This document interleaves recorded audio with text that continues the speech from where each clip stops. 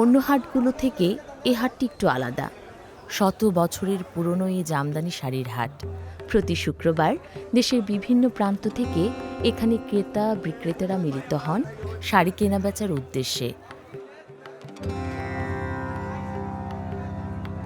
শুক্রবার সূর্যোদয়ের সাথে সাথে শুরু হয় এর কার্যক্রম।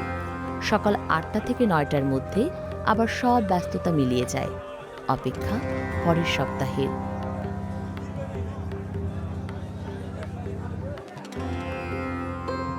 তবে একটি শাড়ি আজকের এই জামদানি হাটে আসতে পাড়ি দিতে হয়েছে বহু পথ। ২-৩ মাস ধরে সুতা ও কাঁচামাল ১০টি সূক্ষ্ম ধাপ পার হয়ে ক্রমেই পরিণত হয়েছে একটি পূর্ণাঙ্গ শাড়িতে।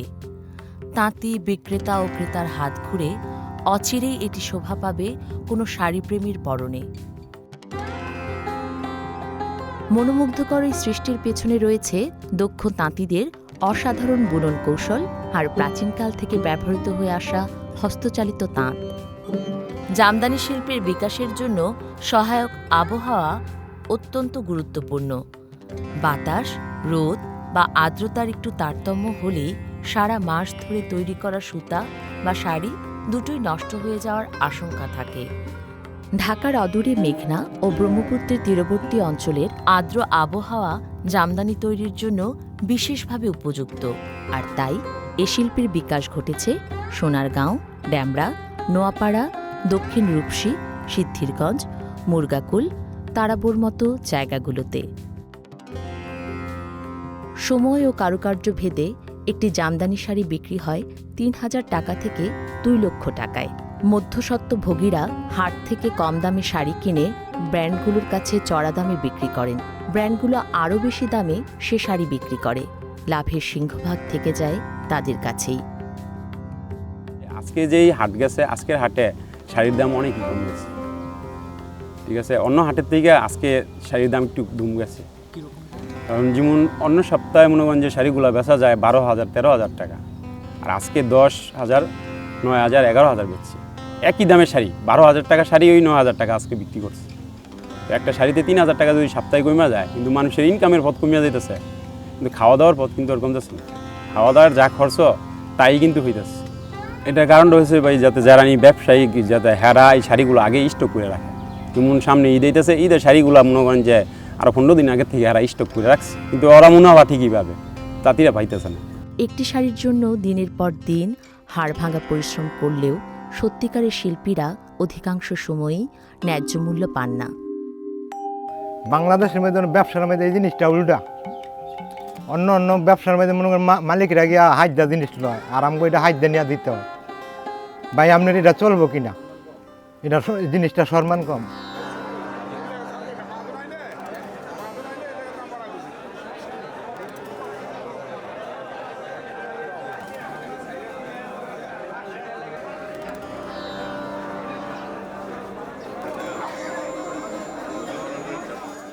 তাই অনেকেই এ পেশা ছেড়ে হয়েছে কৃষক, দোকানি, প্রবাসী শ্রমিক কিংবা মৌসুমি তাঁতি। পড়তে পারে না, এটা ছেড়ে দিচ্ছে। ছেড়ে দিয়ে আমি রিক্সা পাইতেছে, আলগা সালগা কাম করতেছে, আমি আবার পিঠা ব্যবসা করতেছি।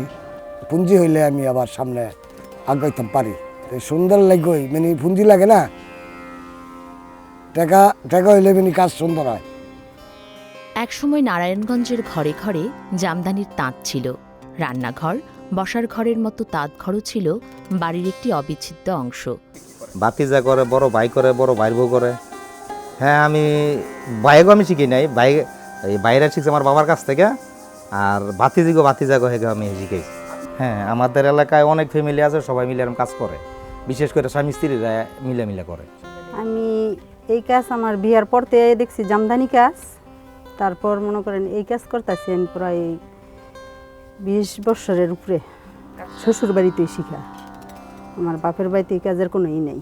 আমারও শ্বশুর বাড়ি, আমারও শ্বশুর বাড়ি। মানে আমরা কইরা আমরা এটা কাজ করি, শাড়ি বানাই, আবার সুতার কাজ করি। এই কাজটা অতি পয়লা করছে আমার নানিরা, মা খালারা, সেক্ষেত্রে নিয়ে শিখছি এই কাজটা আমি। আমার পরিবারে আমার মেয়েও আমার লগে সহযোগিতা করে, তারপরে আমার স্বামী কাজ করে, টানা করে আমার স্বামী। পরিবারের সবাই মিলে তখন তারা জামদানি তৈরির কাজ করতেন, শিখিয়ে যেতেন তার পরবর্তী প্রজন্মকে। ওস্তাদ শাগরেদের এই মিথস্ক্রিয়ায় এই শিল্পটি টিকে আছে হাজার বছর ধরে, যদিও কালের পরিক্রমায় ঘরে ঘরে তাঁতের ঐতিহ্য এখন অনেকটাই হারাতে বসেছে। মনে করেন ওস্তাদে নিয়ে আমার এই কাজে ভর্তি করাইছে, তখন মনে করেন আস্তে আস্তে ওস্তাদে যেভাবে শিক্ষা দিয়েছে এইভাবে শিক্ষা করছি। এখন মনে করেন অনেক মাছ ধরিও করছে এই কাজের মধ্যে। আগে তো ঘরে ঘরে বস্তা বস্তা দিয়ে দিছে, করলে যাও গা 4-5 জন মিলে কাম শিখুক গিয়া আগে দিয়ে দিচ্ছে, অনেক আর দেয় না। আমার পোলাই করছে, আমি করছি, আমার ভাইয়ে করছে, আমার স্বাস্থ্য ভাই করছে, জ্যাঠতো ভাই করছে, তো অনেক তো মনে করেন এটা করে না। জামদানি পল্লীর শিশুরা লেখাপড়ার পাশাপাশি বাবা মায়ের কাছ থেকে জামদানি বোনা শেখে। এই কমিউনিটির বাইরে কারো জন্য এই শিল্পকৌশল রপ্তের চেষ্টা দুরূহ বলা চলে। আমি স্কুলে যাই, আমি ক্লাস 5-এ পড়ি। মাঝে মাঝে সময় পেলে আমার বাপ মারে আমি সহায়তা করি। কাজের ভিতরে মজা আছে, কিন্তু পড়ালেখা করে তারপরে কাজ করব। এখন অনেক নারী মাস্টার কারিগর হিসাবে জামদানি শাড়ি তৈরি করেন।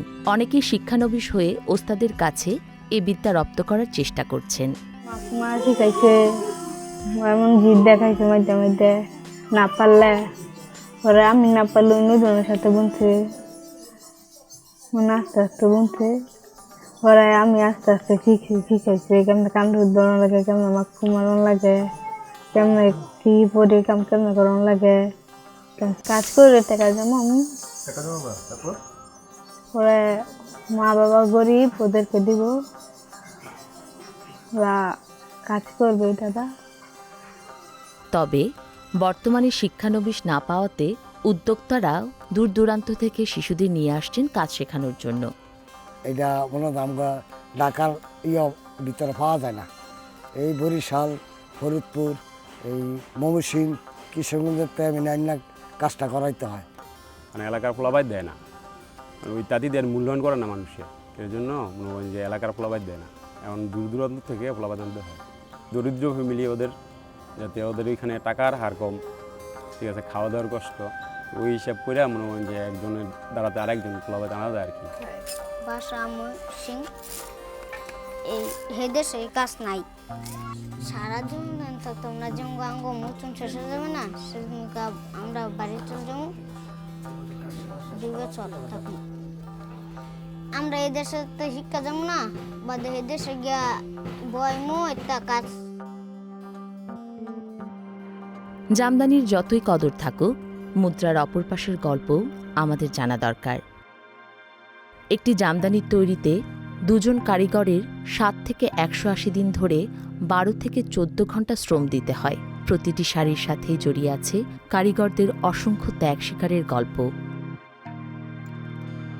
বহুদিন এ পেশায় কাজ করার কারণে শারীরিক বিভিন্ন সমস্যায় ভোগেন তারা।